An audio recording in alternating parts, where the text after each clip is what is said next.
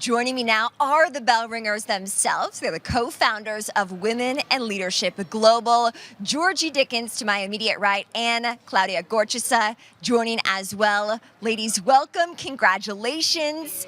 Great to see the female representation down here, of course, during Women's History Month. What did this bell ringing ceremony, Georgie, mean to you?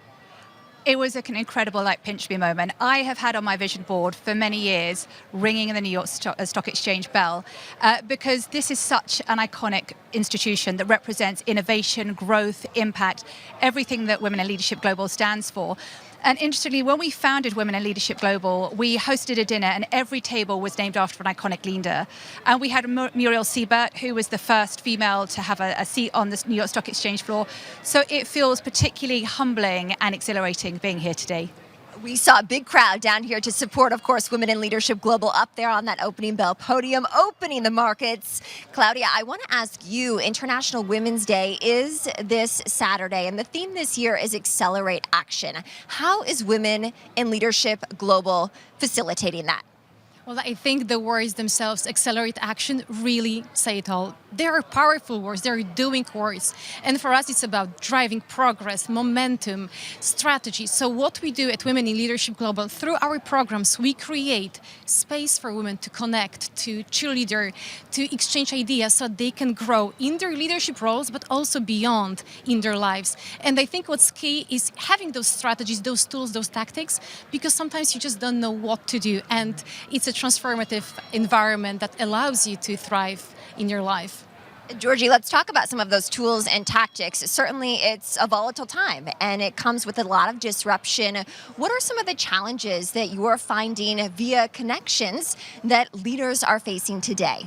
And it's interesting you say volatile time. I think it is probably unprecedentedly. The world is turbulent. It's volatile. It's complex. It's ambiguous. And I think leaders, well, not just leaders, everyone can find themselves in a state of perpetual fear. You wake up, look at the news, and so I always remind people, control what you can control, influence what you can influence, because there are so many things that are simply not within our influence, and yet we can bleed energy, time, focus on the things that simply we have no control over. And I think the second piece is adaptability. The playbook from yesterday, the playbook from last week may no longer work. So it's really taking that pause. What are the strategies that I need to put in place to help me to thrive going forward?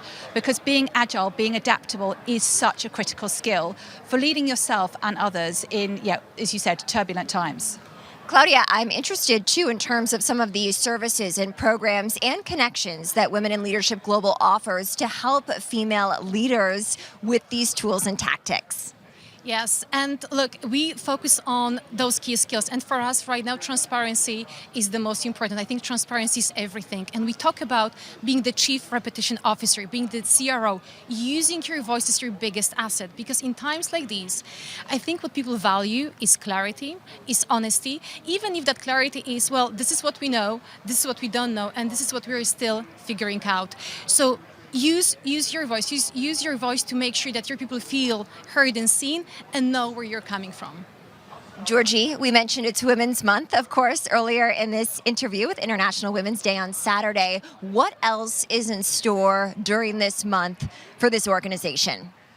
Well, there's a lot in store this month, but there's lots in store every month. But this is about connection, conversation. It's about bringing together highly accomplished, inspiring people, because it's that 1 + 1 = 11. There is such a multiplier impact when you bring good people together, and it's what it catalyzes in others. So it really goes back to that accelerating action. Klaudia, I'm interested to hear more from you in terms of what you're hearing from members of the group about their biggest concerns right now that they want to work together to try to solve. Well, it's about decision making, I think. It's how do you discern between decisions that every day you wake up and there is so much uncertainty coming at you. So it's looking at what decisions do I have control over, as Georgie said, what can I let go of, what do I need to protect? And we look at the analogy of glass ball versus rubber ball decision. So if I drop this one, can I go back? Can I make this better?